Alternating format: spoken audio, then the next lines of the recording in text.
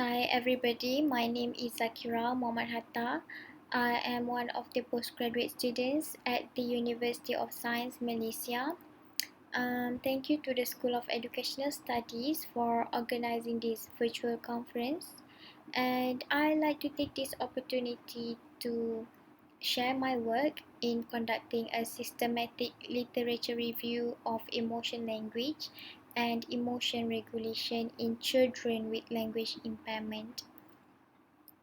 I have been working with special needs children, especially children with autism and speech delay, for about 3 years, and I have encountered a lot of challenging behaviors, disruptive behaviors such as irritability, aggressiveness, self-injury, compliance behavior, and these type of behaviors commonly happens especially among children with low level of language.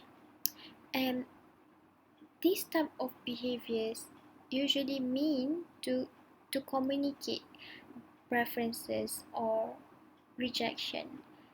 For example, in telling the kind of food they like or dislike, in telling the kind of play they want to engage or avoid, and also in expressing their sensory needs. So this paper aims to fill the gap by summarizing the literature that established the link between emotion language and emotion regulation in children with language impairment. With such string of emotion language, emotion regulation, language impairment on Dimension database, it identified 45 papers being in between years 2010 to 2021. Bibliometric analysis revealed the top 3 of years with the highest number of papers published.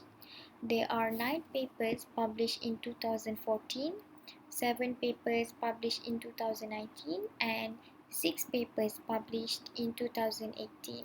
So there are huge gap difference between 2014 to 2019.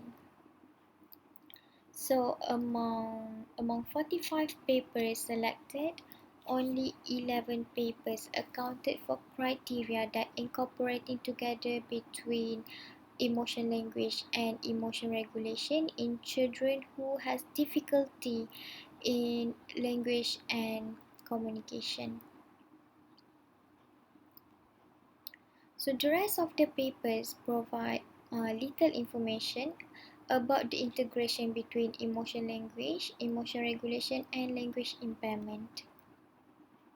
So this means that the 3 components and their specific interrelations have not been studied sufficiently.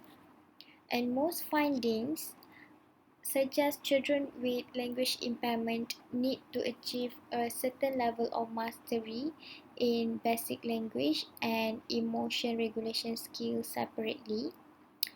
But emotion difficulty is associated with difficulty in understanding emotional concepts. So the role of emotion language acquisition throughout early childhood could lead to increased emotion understanding.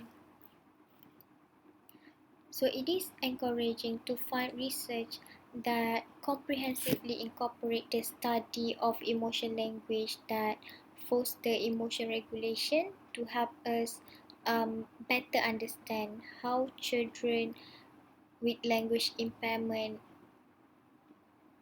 able to develop effective regulatory strategies and